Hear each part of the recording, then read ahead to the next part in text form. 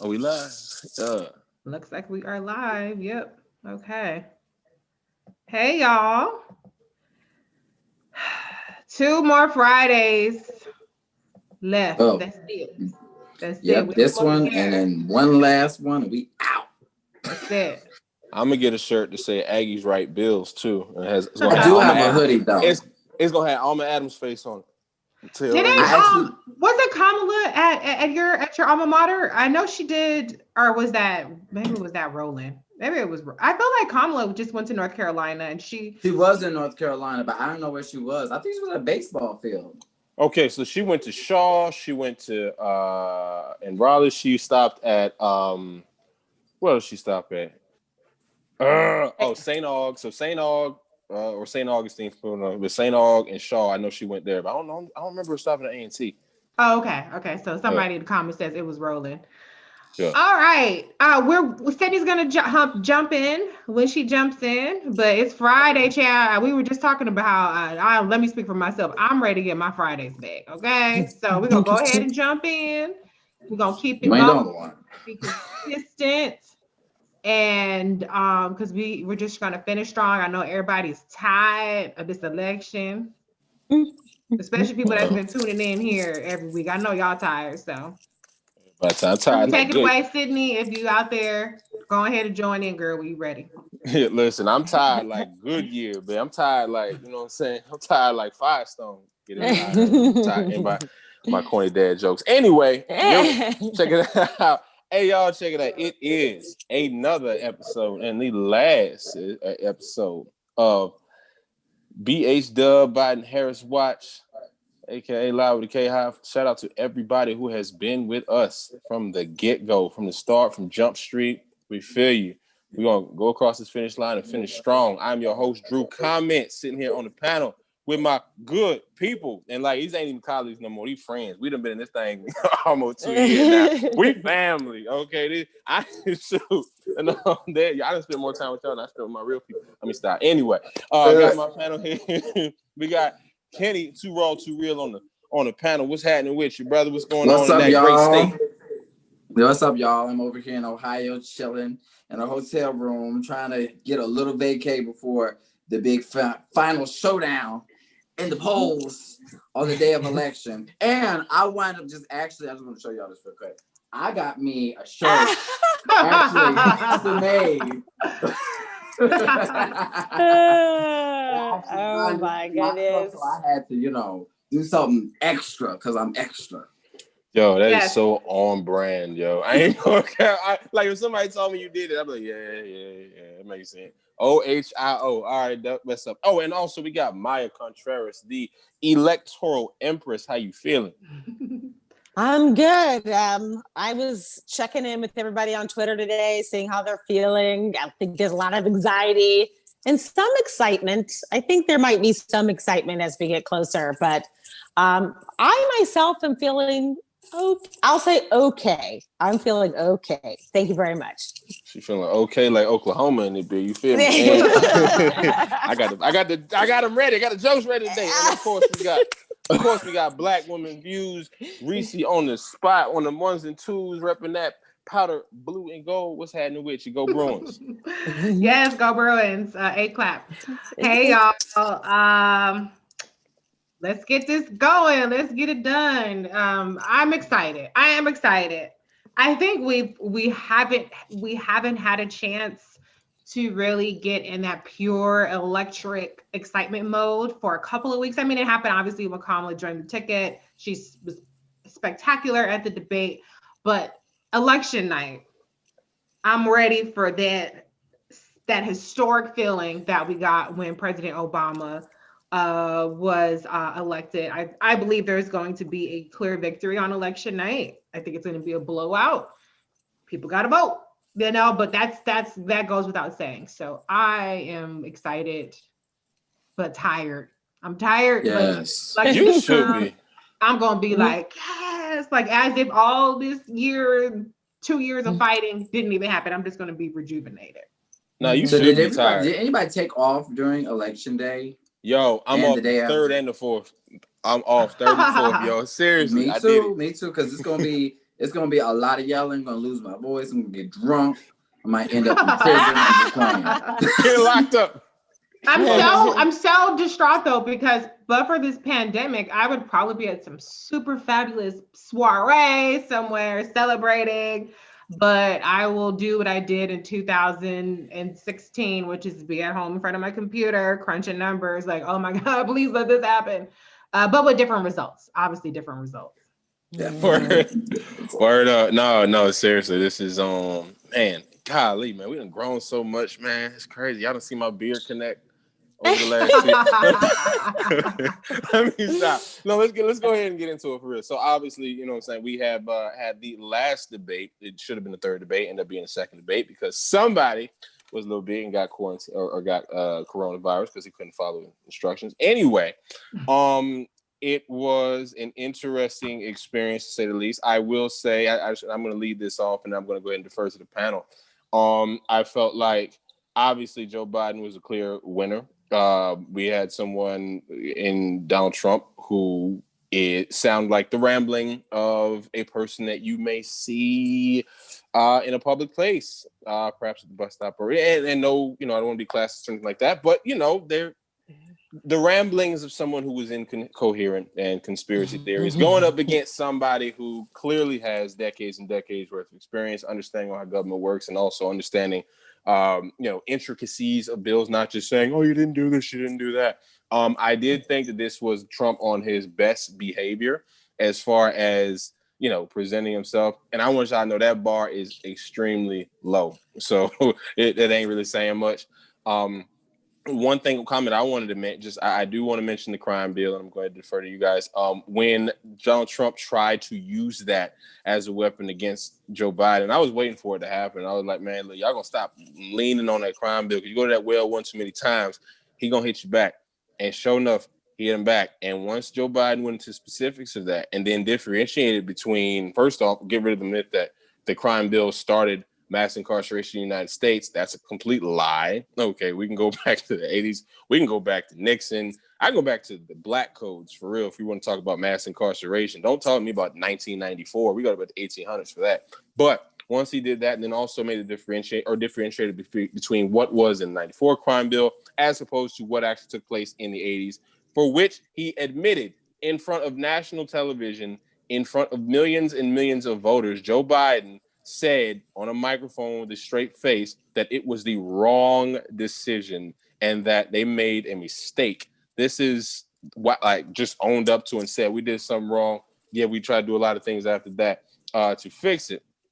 But again, I thought that was just very, very big for Joe Biden to be able to go ahead and just say that. And then also, again, explain in detail what was also in that bill, Violence Against Women Act, and so on and so forth, assault weapons ban and such. So overall, we knew it was going to happen. I will say that Joe Biden also presented himself as the Joe, which is why they put him on the thing on ticket in the first place. Obviously a polished politician, obviously somebody who understands government frontwards, backwards, sideways, diagonal, and inside out. But also, Joe is still from Scranton. He's still from Claymont, Delaware. He's still from around the way, you know what I mean? And like what I saw on stage, in addition to somebody who understands government, was also somebody who's from high school or in the locker room on the back of the school bus who knows how to pick on you and make you look dumb, especially when he called him Abraham Lincoln. And then Trump really took that seriously and he sat there and smiled and laughed at him. That was on purpose. I was like, yeah, that's back of the school bus cracking on you, and you go ahead and just, I'm Abraham Lincoln. Because the more you defend yourself, the dumber you look. But yeah, so it's just that. But yeah, I want to go ahead and defer to my great, wonderful panel of family members here. I don't know if you want to start it off with Reese. I don't know. Anybody go ahead and jump in. How were y'all feeling? No, please, Maya. Go ahead. Well, I live tweeted it last night. It was funny. My husband was, he was like, I don't know if I can watch Trump live for 2 hours, but we did watch him. And that is what he did that entire time. But I got to be honest, for myself, I could sense it was a man who is, while narcissistic in personality, had a rare moment of realizing that he really is someone truly on the verge of losing. And you could kind of hear it. It was like a drowning man almost. And I'm not trying to, be too, I don't know, positive about it. It was just my feeling, right? Like this country is clearly concerned about COVID and their family members and how an economic recovery. And Trump wasn't giving anybody a lifeline because he himself is drowning. So it was really interesting to watch him try to go to the old hits of conspiracy theory. And these are all conspiracies that the vast majority of the public is not interested in hearing. When I was in New York and we were dealing with massive COVID deaths, and we were hearing sirens all the time, I did not wish that on anybody else in this country. And now the rest of the country is clearly experiencing the same type of trauma that we did in New York. And Trump offered nothing, nada. Even this healthcare plan that he tried to talk about, nothing. Everybody was looking for him to try to say something, and he said nothing. And that is why I was very thrilled with Biden, who I just thought he just did what he needed to do. And that's what I'll say. I mean, he wasn't over the top, but he did what he needed to do. And I'll throw it to Reese with that. Yeah, I actually think that Biden did a pretty exceptional job. One of the things that I noticed was, and let me get it out because I know people are going to jump down my throat as soon as I say it, but I noticed that he stuttered a little bit more. And I actually think that it was a good thing because I think he was coached to just go on ahead and finish your thought. And I think it was, for me as a person who's watching through all this stuff, and they've talked about stuttering and how stuttering can affect your speech. And particularly as people have tried to use, and Trump has really, really tried to drive home the whole mental acuity thing and that he's declining. And there was an article this week about how the Biden campaign is fighting this disinformation. And one of the main targets of Joe Biden, and one thing they found was kind of effective, is targeting his mental acumen. And so I think that I'm assuming he was coached this way to just push through. And to his credit, he absolutely did. I think that he probably inspired a lot of people by showing that he's not perfect. And instead of just being like, well, anyway, because he has a habit of doing, well, anyway, and cutting it off. And a lot of people have taken it as he's not sharp or that he can't finish a train of thought or whatever the situation may be. So I thought that a less perfect delivery, if you by societal standards, obviously, with allowed him to be more articulate and really push through and get out his words and what he was trying to do. And he was very substantive on a lot of things.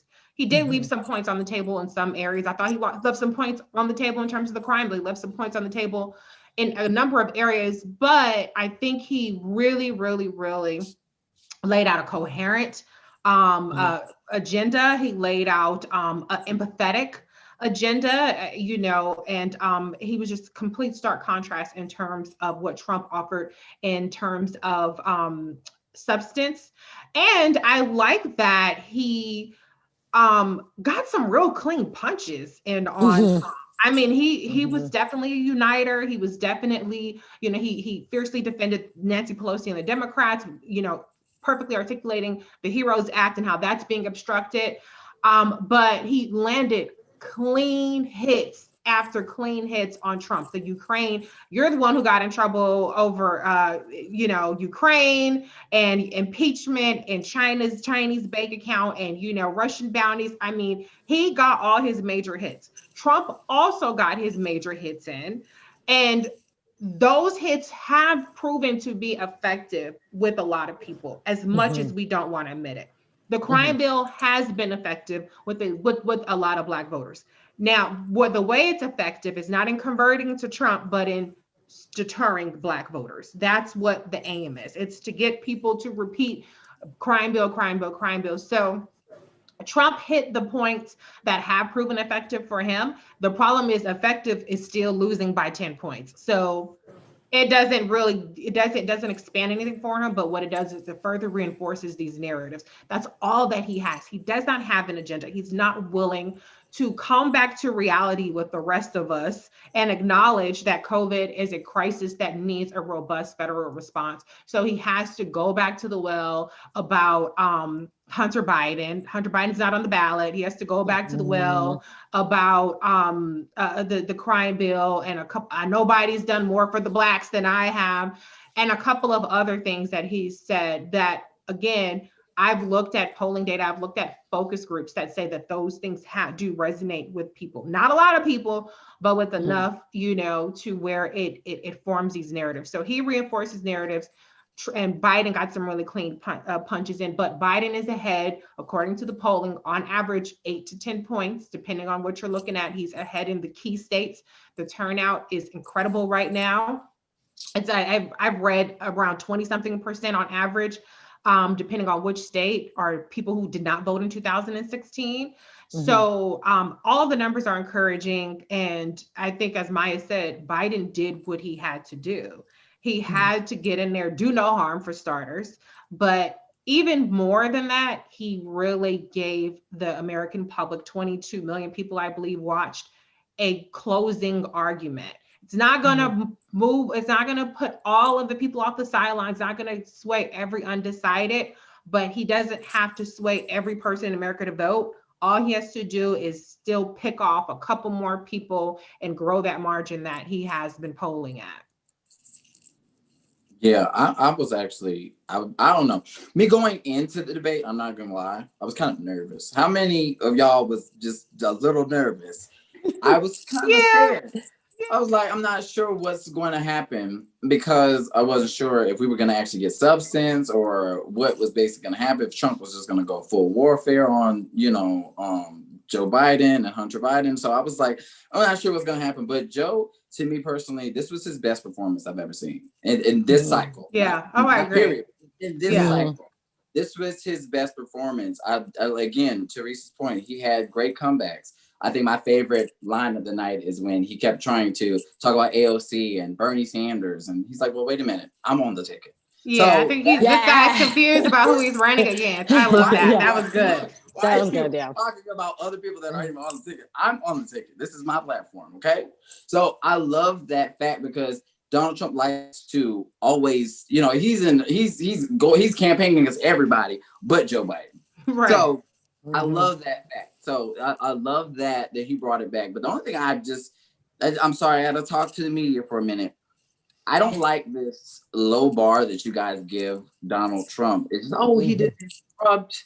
This was so presidential. I don't like Somebody called it presidential? Oh my God. Should have seen the tweets that I've seen last night. But it's there was two people, that were prominent. One is the statistician for Cook Political Report, and then Ari Melber said some stuff. Yeah. I just don't like how we give him such a low bar just because he did okay. That just bothers me, and I just think in the next couple of weeks, not a couple of weeks, but in a couple of days, they're going to try to. I have an honest feeling they're going to try to make this race seem as close as possible when it's not. Like what you said, Reese, it's going to be a blowout. Yeah. I want to make a comment, and Maya, you took a thought out of my head too. And last night I saw it. I thought I saw it after a 60-minute interview too, and he was walking across the lawn. I'll begin. People, please still show up to vote. Vote like Joe Biden is losing by 20. All right, I need y'all to show up and do it like in your mindset.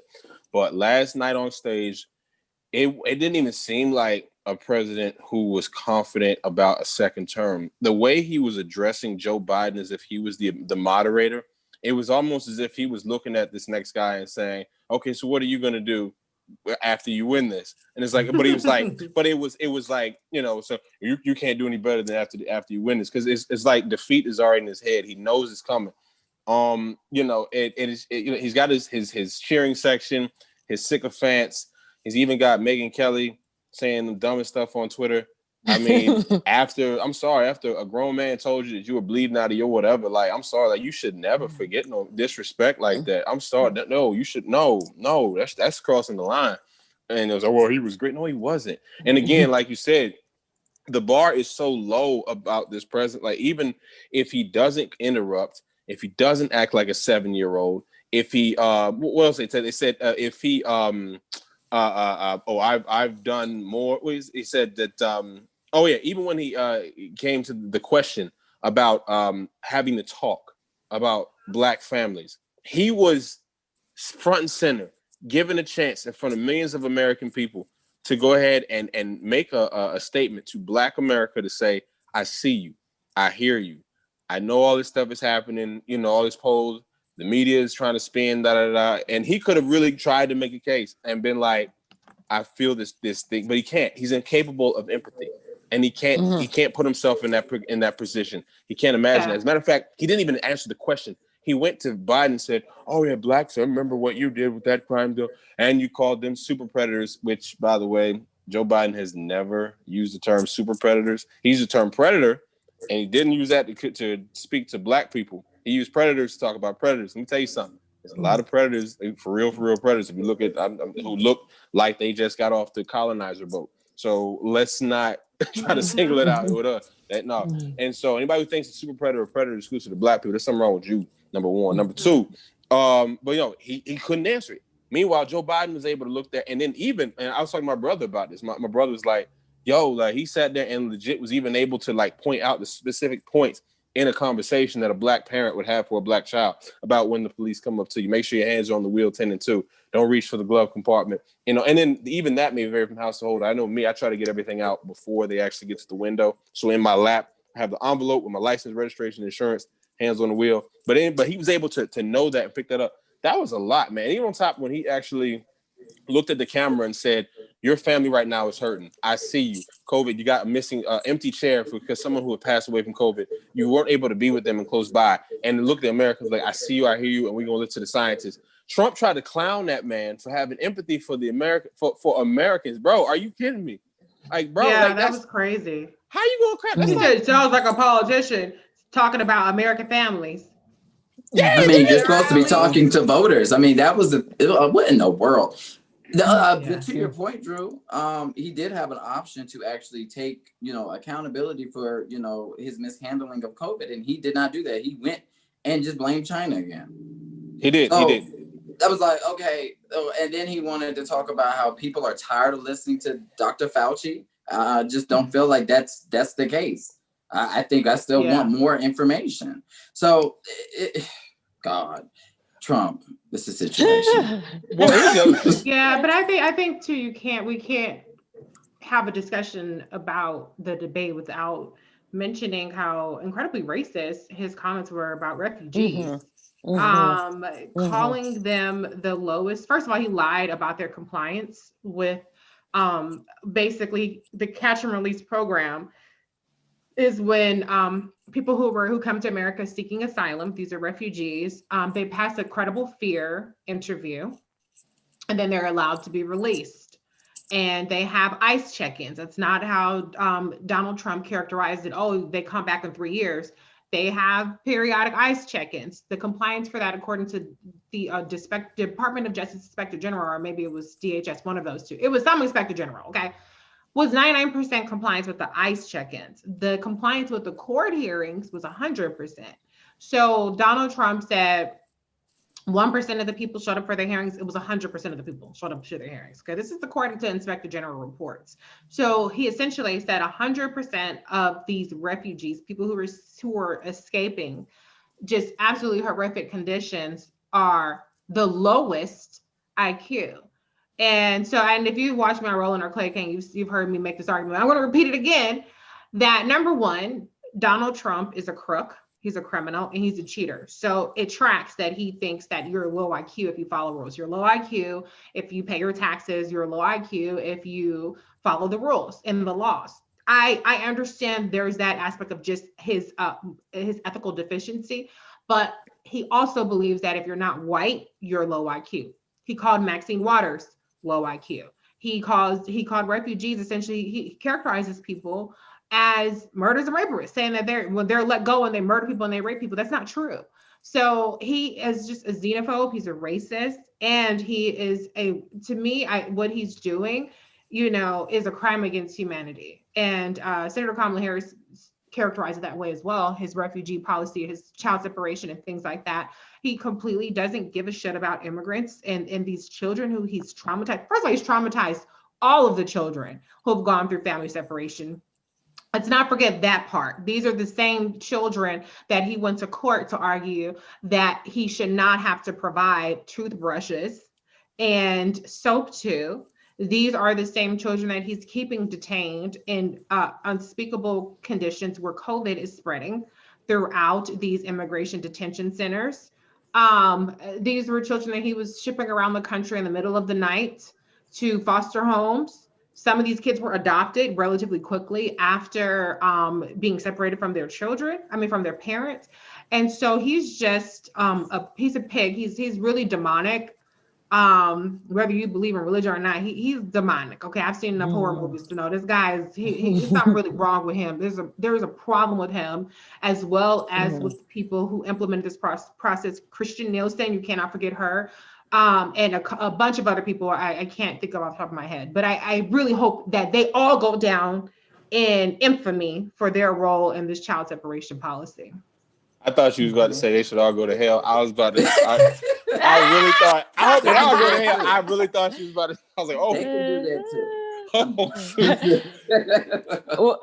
Well, I'll talk a little bit about some early voting and some numbers here and why we should feel okay. I really do understand people's hesitation and fear, because obviously 2016 was really shocking, and it's still, and then it went from just shocking to 4 years of really despicable policies, unspeakable cruelty, and we saw in 2018 that people were tired of it, and so we saw that we got to take the House back. Now you're seeing that action take place in early voting numbers. Elect Project has been doing a really wonderful job. Yeah. I feel like Michael McDonald is his name, not the singer. I really feel like he feels like he's underappreciated because he's collecting all this data, but he is doing a really good job. As at this moment, it's 54 million early voting so far counted. And that includes ballots, and that includes early voting. We're seeing historic numbers among Black voters, among Latinos.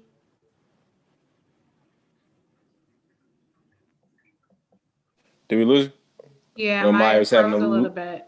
Little bit of a connection though, but no, she's absolutely right. I'm gonna give her a chance. She's gonna go ahead and jump in. I know Maya. She likes to recoil like a ball bounce, so she'll be back. But no, I do want to expand on what she was saying, because you're looking at the metrics and everything is very encouraging. Obviously, just early voting. We had last I checked was like 12 or 14 million people have already early voted. 51. There's 43 million right now. No, my God. Well, 10 hours ago it was 51 million people. Oh, snap! That jumped quick.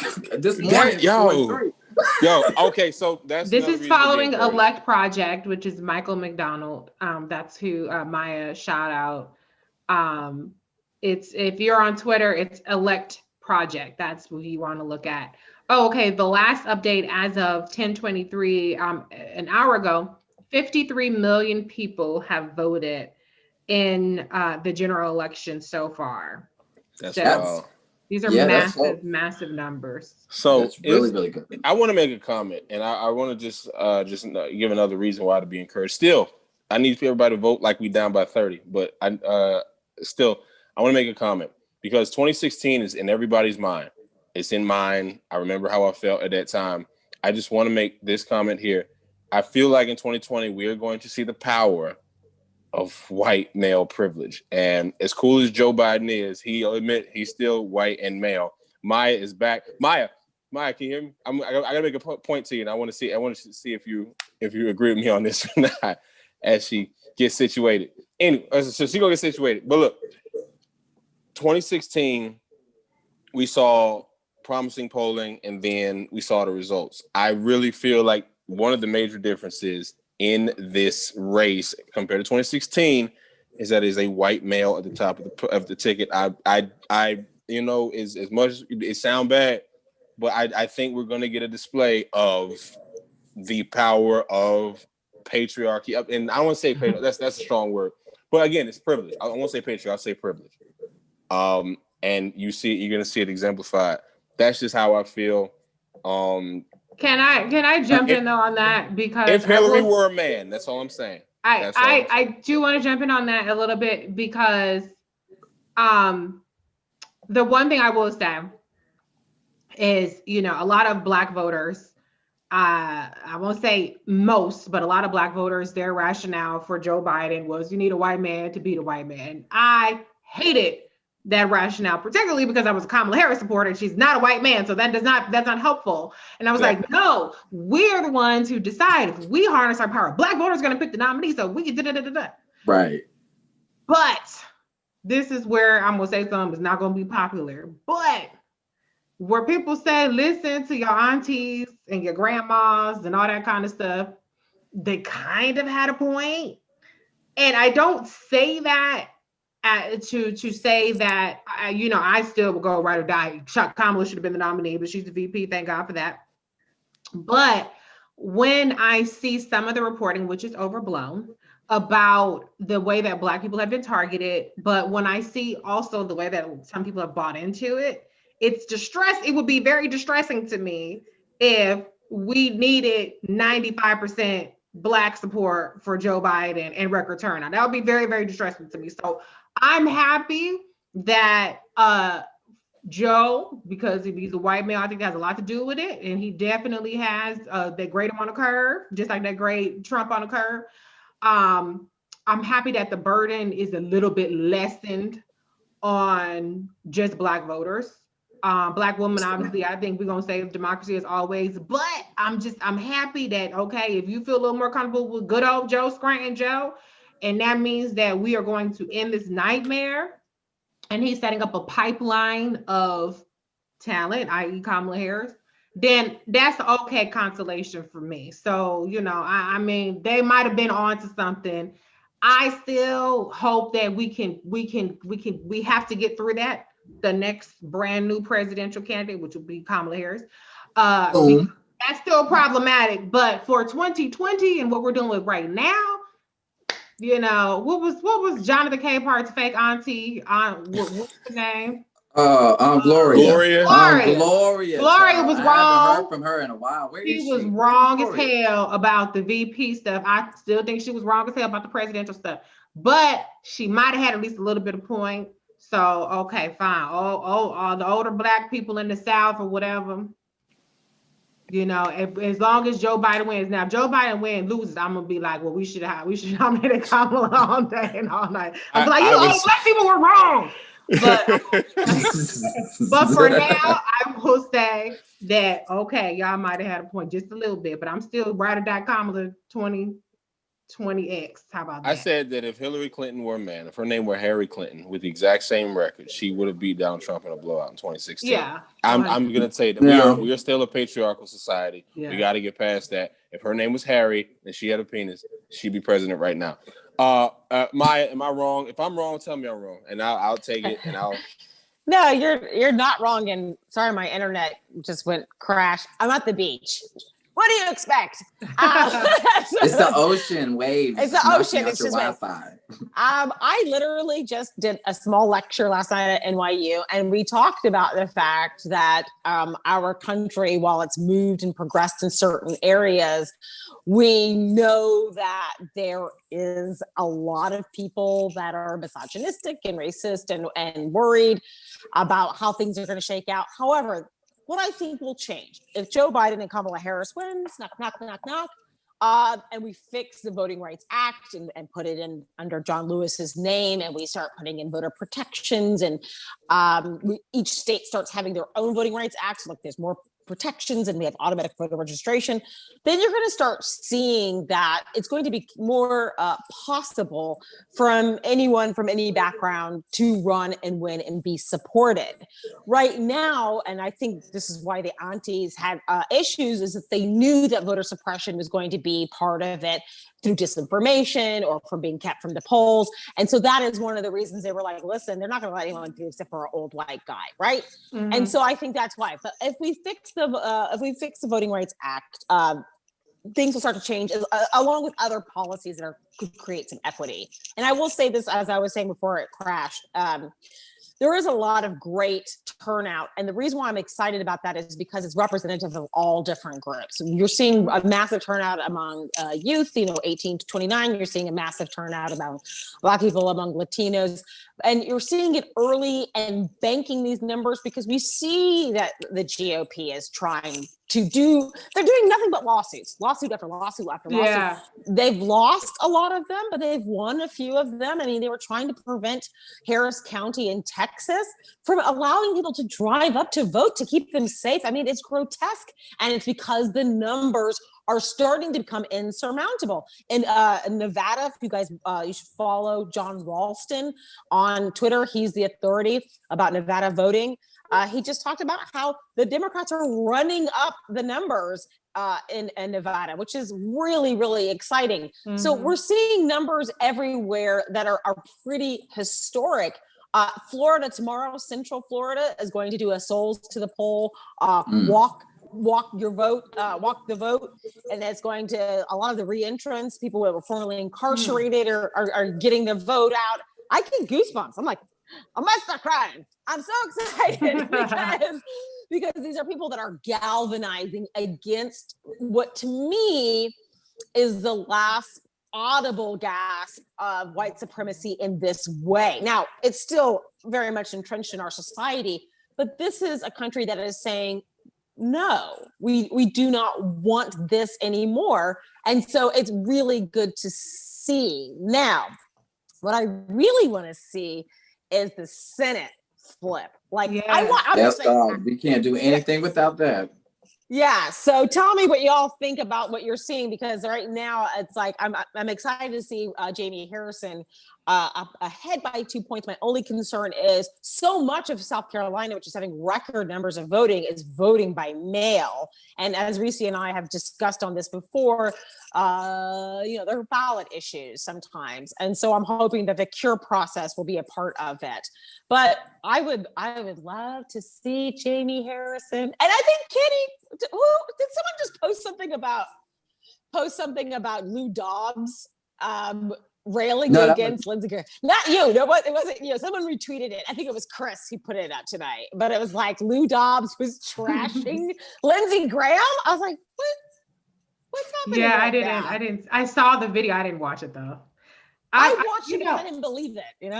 I'm feeling relatively optimistic about the Senate. I think that it's a little concerning to me, some of the incumbents that are struggling that I wasn't expecting. Like somebody mentioned in the comments, Gary Peters out of Michigan. It's closer, but there is a Black man who's running against him who's hiding that he's Republican. So that can't be helpful. That's probably helping his margin a little bit. Also, you have Tina Smith in Minnesota. I've seen some polling that shows her a little close for comfort, so that's a little surprising. But I do think that it's going to be close for like Jamie Harrison. It's not going to be a blowout. But in North Carolina, for instance, Obama won North Carolina by 14,000 votes in 2008. It was 0.3% margin. So a vote, you just need one more vote. That's it. So that's all you need. It doesn't have to be a blowout. But I will emphasize that for all the people that you're seeing great numbers for Biden and Kamala and the Electoral College, it looks like it's pretty solid in terms of the states that they're going to win. But there are not 10-point margins for the most part in these Senate races. So every vote is going to count every vote counts, period. But every vote's going to count. John Ossoff is depending on the poll, leading or right there. Raphael Warnock, I don't think he's going to get over 50. So that means a runoff, but he is polling over 50 in a runoff. So that's something that's very important. Adrian Perkins was just on Roland Martin Unfiltered last night when I was on there, and he mentioned that he's polling top two to make it to a runoff because they have a jungle election kind of thing going on in Louisiana. I haven't seen any polling data on Marquita Bradshaw. Mike Espy has been polling very close. Kansas polling very close. Now she's a former Republican turned Democrat, so some people might not be rooting for that, but I say, hey, whatever. The guy, I don't remember. There's a guy in Alaska Dan Sullivan is coming to mind, but that might be the incumbent. So I'm not sure his opponent. You have Sarah Gideon in Maine. Gross. She's very gross. Yeah, there you go. I forgot what his first name is, but I know his last name is Gross. Maybe the Dan Gross. I don't know. It might be Dan Gross. Yeah. Levante. So you have Sarah Gideon in Maine. She looks pretty solid. Doug Jones, another one that's on the cusp. He's an incumbent. Greenfield. What's her first name? Sarah Greenfield. In Iowa. I know Teresa Greenfield. Sorry. So Teresa Greenfield in Iowa. Which Biden Harris might flip Iowa. It's crazy. Like, I mean, there are a lot of pathways, and Mark Kelly, can't forget him in Arizona. There are a lot of Hickenlooper in Colorado. Even, I've seen what's his name Steve Bullock. He's polling around 4 or 5 points down. I don't think that's going to really happen for him. That would be a surprise if he pulls that out. But there are many paths to a Senate majority. I'm optimistic that, you can get a really nice, healthy Senate majority. MJ Heger, she's looking about 3-4 points down. I don't know if it's going to happen for her, if these numbers continue, maybe. But, Beto, I think Beto might have really made the difference in Texas. But, he said he wasn't going to run for Senate, and he kept his word when he dropped out of the race. So I think that's noble of him. But I think we have a lot of really good prospects for not just flipping the Senate, but for actually getting a nice, Obama came in and there was a real big sweep when he came in for his Senate. And so yes, God. Yeah, so I think it's good. I think if these numbers continue, I just want to share this graphic that I shared yesterday. Black voters who have not voted since 2008. So we know that Black voter turnout surged in 2008 and it fell in 2012, and again in 2016. In Florida, 31,542 Black voters. This is just early votes. So these are bank votes, as Maya said. Georgia, 45,524 votes. I feel like that's less than the margin that Stacey Abrams lost in 2018, right? Does anybody remember? I feel like it was in that ballpark. She could have at least made a runoff if she had gotten that additional turnout. 26,819 votes in North Carolina. Again, like I said, North Carolina in 2008 was decided by 14,000 votes. So it was 3%, and it was 2% in 2012. And 3.6% in 2016. And so these are banked votes of people who weren't voting before. So these are not people who just always vote every time and they're just getting there early. So these are really encouraging numbers. And the last thing I'll say, I want to shout out Kristen Clark, JD. She works for the Lawyers Committee. Her and Mark Elias, they don't work for the same committee, but they do really amazing work on what Maya was talking about in terms of all these lawsuits that are being filed, really on the forefront of it. So one thing I said is vote while the getting is good, because yes, God. Some of these decisions are going back and forth. So while the getting is good, get out there and vote. If you're holding on to your doggone votes, your absentee ballots, turn them joints in and turn them in correctly. If you have early voting available this weekend, then do that in person. So just don't wait to do that. There are some people like my sister, she's a diehard, like, I'm voting on election day, and I'm like, who cares? Just vote. Why would she do that? She's gonna do that to expose herself to COVID, and then she's gonna have to be out there for 5 hours, 6 hours. Who knows? Because she does not care. A 2-hour wait now. She does not care. She's in Georgia, so those Georgia's waits are bad right now too. But she does not care. She must be out of her mind. But she's off that day. Well, she's gonna vote. She's gonna vote. She's gonna do whatever takes long as it takes. But all I'm saying is that listen, just go on ahead and get out there and vote. That way you're not going to discourage somebody who is not super motivated. I'm going to wait 8 hours in line voter from walking away, because you might be willing to wait 8 hours a day. But if you have voted a week earlier, then that person who only wants to wait 20 minutes or an hour, now they're walking away. So try to think about that. If nothing else, just go ahead and get the vote in right now if you can. Early voting is happening in almost every state that has early voting. It's happening now. So just go on ahead and get it over with, people. So has everybody Yeah. here already early voted? I know, Maya, you said you went through, you actually got your ballot? I got my friend Ben picked up me and my husband's ballot. He overnighted it to us in North Carolina. I ran through the streets going, USA! USA! My husband and I carefully filled in the bubble for Joe Biden and for Kamala Harris. And we did the down ticket ballot. We went to the post office. We handed it to the gentleman with our masks on. We watched him stamp it, so it says the date on it. And we knew it was off. So yes, it was I cannot tell you what an ordeal it was. And that's why I told people, and I will say it now, if you have not received your absentee ballot right now, this day, you need to plan to vote in person, and you should try to do that early in person. In New York, which early voting starts in person tomorrow, you can still go pick up your ballot in person. You can assign someone as a proxy to go pick up your ballot. You have to just fill that out on the absentee. But right now, tomorrow is going to be 10 days. So even if you sent that ballot tomorrow, you've got to hope that it'll get there by November 3rd. We want all the ballots to be in by November 3rd, because why? Because Republicans are going to desperately try to get ballots stopped after midnight on November 3rd. All the way, any of those ballots that are there will be counted. But after that, lawsuits are going to start flying after that. And that's why I'm saying don't risk it. I was really mad when I saw online when people said, you still have another few days to request your absentee ballot. I'm like, what? Because by the time they process it and mail it, the election's happening, right? The end of the election's happening. So I really want people to do that. Now, Kenny, I was going to drive up to New York. Yeah, I thought you was gonna roll up there with goons. Like, where's my ballot? I would be surprised. I would have.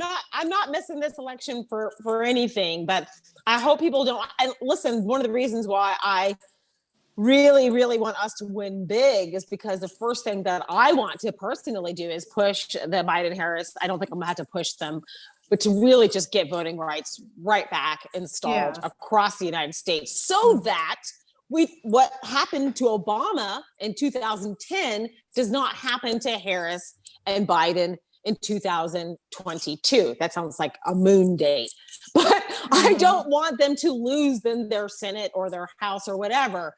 So they need to install voting rights, and people like me will rest up for a month if they win, drink some champagne, but then I'm going to get right back to work. Right. We're going to miss. That's the other thing. I like you just brought that up. This is not the end of anything. Even when we win, because I got to speak it into existence because it's going to happen. When we win the Senate and we win this election, we have to stay involved. And the problem with not staying involved is what's going on right now in this election with misinformation. If you do not know what's going on, then you're just subjected to any false information that can come your way. And I pray that we have some sort of bill put in place that holds media accountable for misinformation, holding Facebook, Twitter. There needs to be some sort of regulation for this.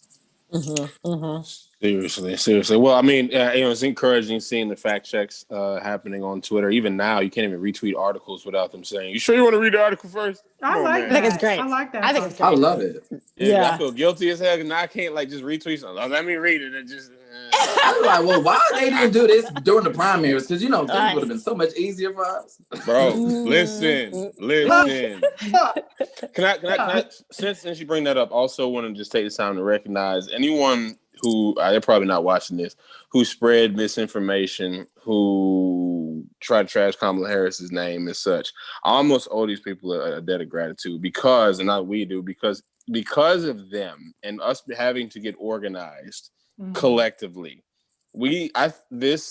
What became known as the K Hive, what became known as now we have Biden Harris Watch. But this entire entity or conglomerate. Can we call ourselves a conglomerate? I think we can. Yeah. We literally, and someone made a point. I mean, we were so ready for this general election because of what we had to fight through in the primaries, misinformation, debunking Spears. Hold up, give me 1 second. My mama's trying to call me. What in the world? So what you doing, Drew? No. I'll call it back. I'm But taping a show. Yeah, exactly. So no. But no, we had debunking smears.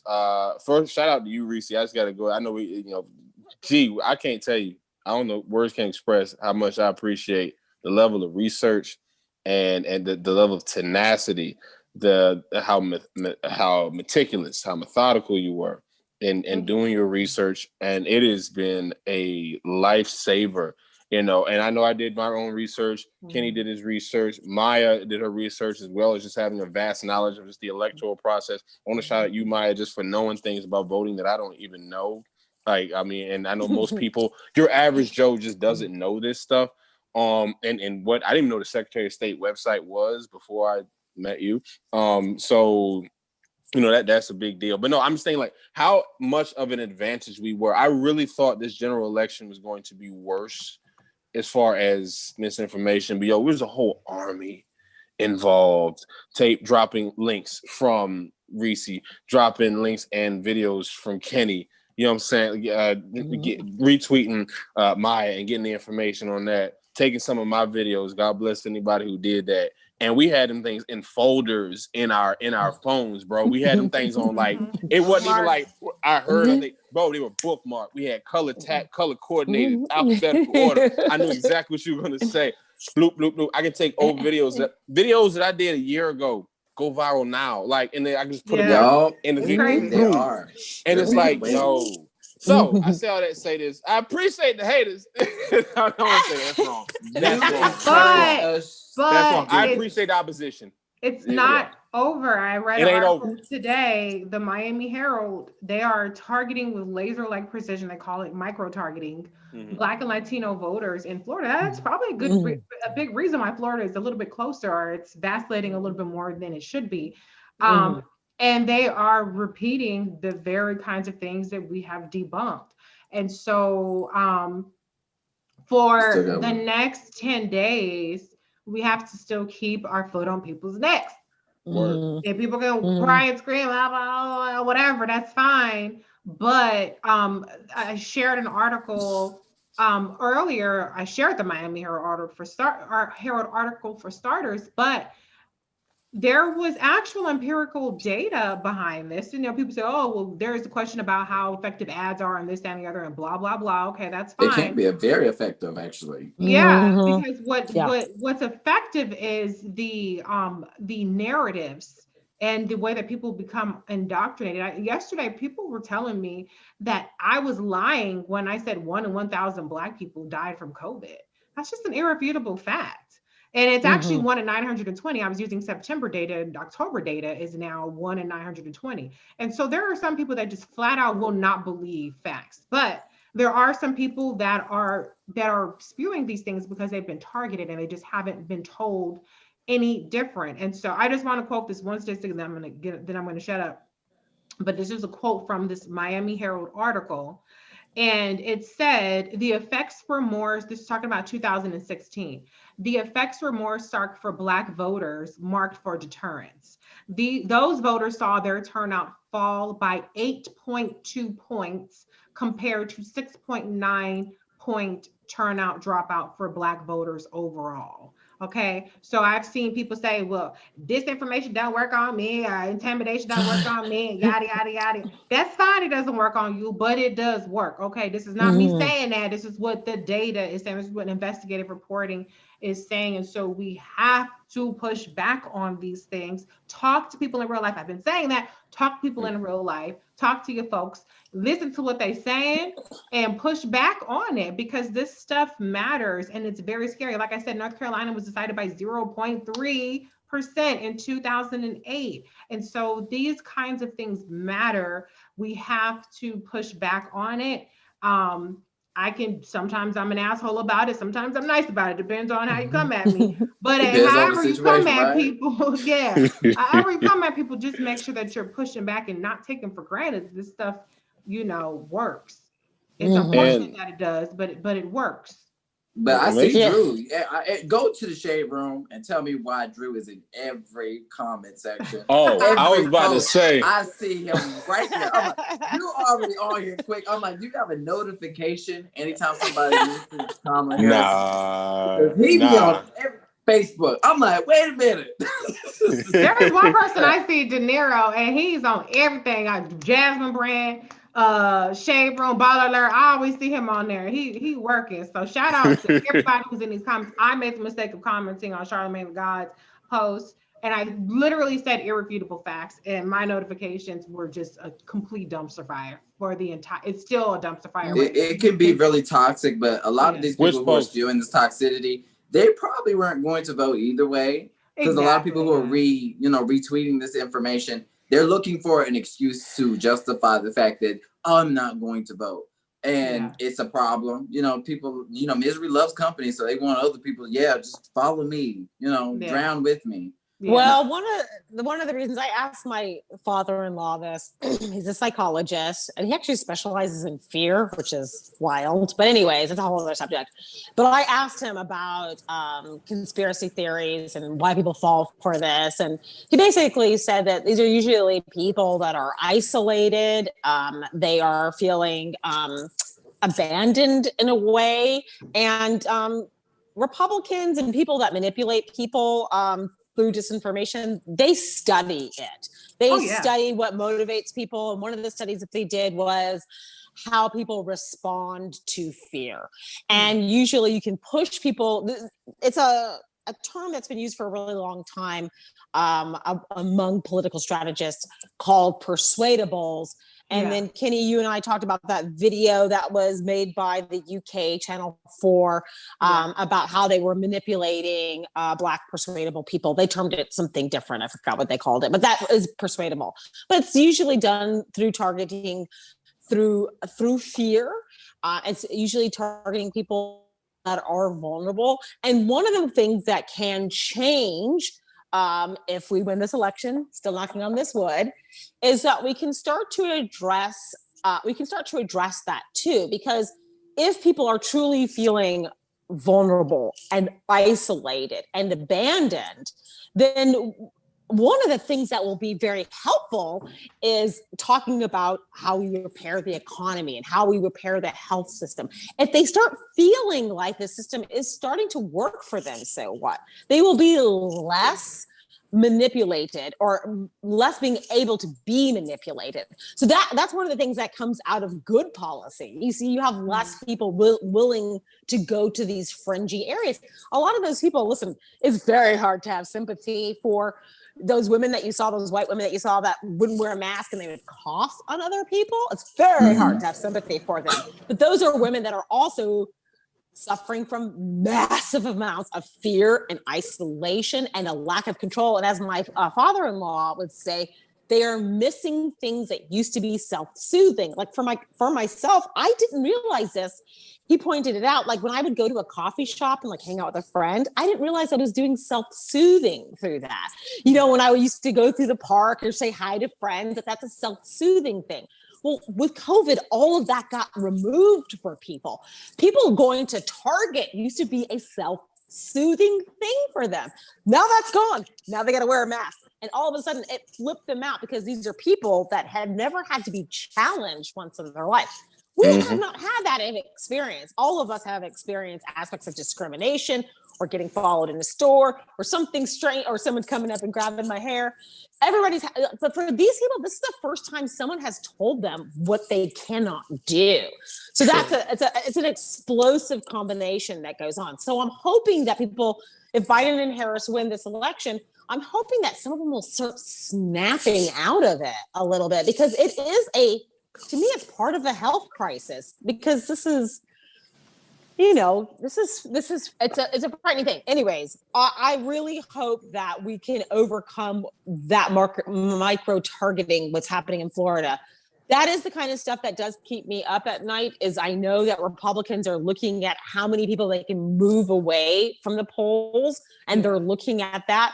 However, they've got to be seeing the numbers moving to the other side, the motivation being so high. Right. And I think early voting is starting to move out of that realm of where they can pick people off, because they've always been able to successfully pick off about 1%. It's tough to pick off 10%. Yeah, exactly. Yeah. You know what I mean? Without all of us noticing. So that's all. So the one last thing I want to say about micro-targeting is one of the focus groups that I read about, somebody said, well, Trump keeps repeating it, so it must be true. And I think one of the ways that their stealth ad micro-targeting campaigns is effective is that people don't know the degree to which they are personally targeted. In this article, I mentioned that there was an ad that was for one person. Literally only one person saw this ad. But you're looking at this ad and you might not think I'm the only person seeing that. And so it might look legitimate to you because you're like, well, if this was wrong, then everybody is seeing it. Somebody would say something, hey, this ad is not, accurate or whatever. So don't take for granted that just because you're seeing something that is true. And I know I probably don't have to tell that to y'all in these comments, but talk to people about what are they seeing? Are they seeing ads? Are they seeing political ads or whatever, memes, things like that?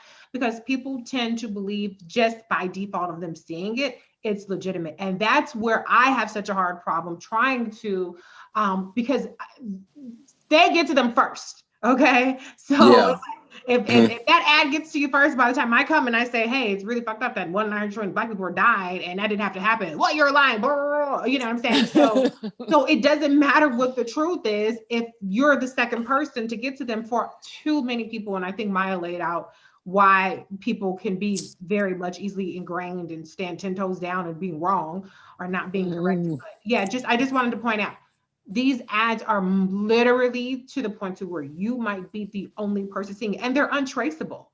They don't know. They cannot go back and say, okay, these people saw this ad in 2016. They're gone.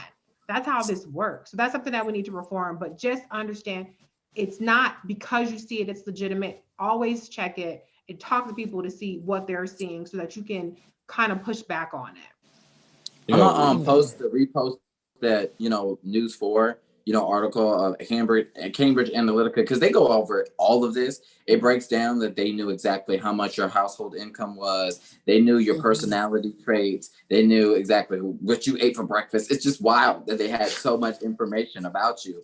But yeah, like they literally went through a sheet, asked the lady everything about her, and she said, yeah, that's right. That's right. That's right. Did you know that they targeted you?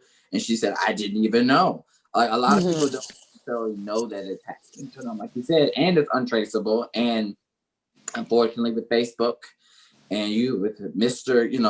No soul in his eyes, he refuses, to cooperate when it comes to releasing information. So I want to say one last thing. Just because a lot of people have said, I've seen some people say, oh, well, we're going to push people. People talk about not voting and as if voting is not the way to go. And you can have power over there. I just want you to know that in Donald Trump's database, where he characterized people by these different things, he had a group called deadbeats. Yeah. Okay? That's people who just don't vote. They're apathetic and they're not going to vote. Bye. You're not getting no ads. We ain't got to spend no money on you. We ain't even got to think about you. So anybody out there that thinks that your way of persuading the Republican Party is not voting, you're delusional. Okay. But even with the Democratic Party, how can you ask for something and you don't give shit back? I mean, that's the way. But the Democratic Party will at least reach out. They'll be like, well, you're a deadbeat, but we want your vote. Like literally, there have been all these people like Stacey Abrams and all of these candidates Democratic Party candidates have all rested on the notion that we're going to be the ones to get the deadbeats. They're not calling it deadbeats. That's what Trump calls y'all. Trump calls y'all deadbeats. We're going to get y'all deadbeats off the sidelines. The Republicans don't care. So to be clear, if you don't vote, according to Trump, you're a deadbeat. They're not listening to you. They don't want to hear your call because they have all of our data. They're like, okay, you're in what zip code? Your name is what? You don't vote. Bye. I'm not listening to you. So you have to vote. That's the starting point. And then I believe, as Maya said, then we go to work once we get the people that we want in there and pressure them. I don't think it's going to be that much pressure we have to do, but that's what we want. But they are going to hang up that call and never call you back again if you are a deadbeat. This is my last point, but just to your point, Reese. So when she's talking about we can hammer home and try to get them to apply the policies that we want and the agenda that we want, in order to that, you do have to vote. So nobody's telling people when they're saying that, you know, if you believe that Joe Biden's Black agenda isn't enough, you can push it to make it enough. But just know that somebody's actually willing to actually sit across the table and negotiate something. You got to be able to make this decision. Do you want somebody who's willing to work with you or somebody who's going to hand you empty promises? Mm-hmm. It's real talk. It's real talk. Oh, I just want to put it out there. Kamala Harris is in Georgia today, campaigning. It was great, matter of fact. So it's good to see her out there. Everybody PPE, social distancing, but answering questions directly from Georgia voters. Georgia is so very much in play. That's crazy. If Georgia goes blue, that's wild. No, even her record came up even still. And I think maybe the people who may not have seen or maybe, you know, I don't know. I can't tell what they have and have not seen online. They may have come across a Medium post from Reese. They may have come across a Drew Comments video. They may have seen a TikTok from Kenny and laughed their ass off. They may have seen a tweet from Maya. They may have seen Sydney going off. You know what I'm saying? They may have even seen something back in the day from Heather. But it's something planted to see. Maybe. I don't know what the situation is. But, you know, for the fact that even someone asked and said, what about her record? Like, did you really do that? Because now people question it. Now it's not a hard, she locked up. Now it's like, did you? And now she's just able to answer that question. Like, no, we did this, and this. I did reentry. I pioneered that. We move forward with this. And so, yeah, I think that that's fantastic to be able just to see, you know, hey, just again, everybody, not just people who are on BH Dub, you know, Live with the Cow, but also folk out there who just this entire conglomerate of K-Hop, anybody who ever retweeted an article, anybody who took those information and shared it with a friend, cousin, colleague, a MAGA person just to make them mad. Whoever is able to learn that and have discussions in real life with their family and friends and be like, no, whoever's out there quoting my videos verbatim in their arguments to why Kamala Harris is a great VP. First off, you're a real one because you can keep up with what I'm talking about. That's impressive. But no, but anyway, you know, it just that's mad love, and that's all that we could really ask for, to be honest with you, and that's just that. So that's how I'm feeling. Anybody got any final remarks? You know what I'm saying? Just make sure you share. I mean, we've done all these videos and they're all public. They're all on Black Women Views Media. So share them. I mean, if you don't want to do it, just clip out videos, post them like I do. So do it. You don't want to argue. I was going to say, and we're on Twitter. Y'all can ask us questions too still. Word up. Here, you know, but I'll just say that for me personally, it's been a joy and a privilege to be able to come together with you all and have these conversations and to share this information with people. I think that's one of the great things about social media, to connect to people in real life and to try to empower people. That's the entire point of what we were doing here, is that we want you to have accurate information. And we see a lot of the times, because the legacy media isn't always inclusive or diverse or you know, they kind of prioritize sometimes their profits over people. We were here to give you the facts uninterrupted and unimpeded. So I really appreciate you all watching us, and please continue to support our work online. We're not going anywhere. We've got a ton of work to do still. Yikes. Yeah. It's going to be so tiring, y'all. I echo what you said, Maya. I'm just going to answer one question. Somebody asked, what do you think about Kamala or Joe going to Texas? Because, you know, Beto and Julian are making a big stink about it.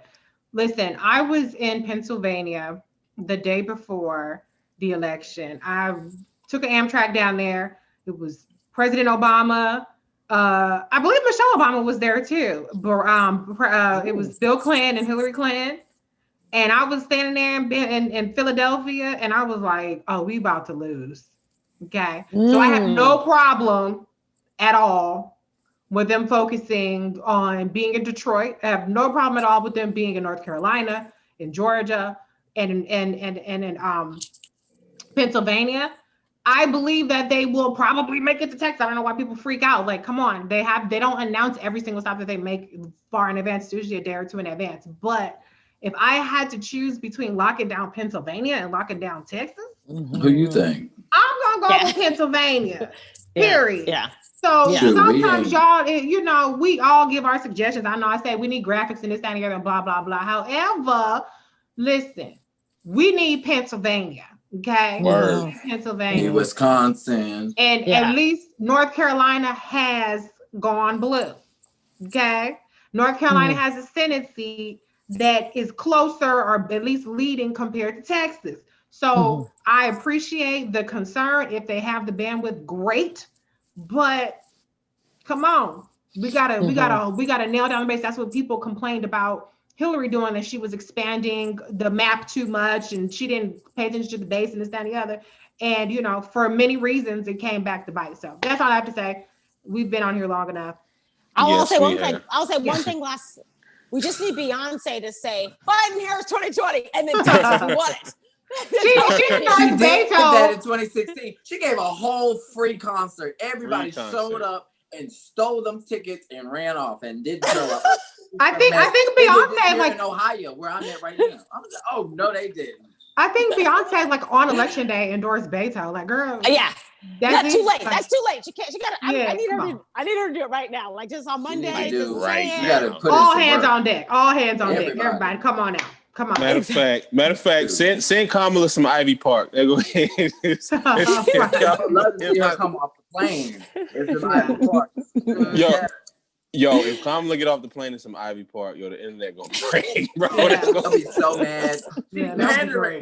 Girl, you can't even afford these clothes. They sold out. What you talking about? Hey, yo. I mean, I'm glad y'all love us, man. We love y'all. Hey, I'm Drew Comments, your host. Been on this panel. It's been a wonderful privilege and a pleasure to be a part of this whole thing. And we still got work to do. We're just gonna be doing it. You know what I'm saying? How we do it, you know what I'm saying? But anyway, I'm Drew Comments, been here with Too Raw, Too Real, Kenny, Maya Contreras from NYC, you know what it be, and of course that powder blue and gold, Reese in this house, and Miss Black Women Views, and shout out to Sydney, shout out to Heather, for real, she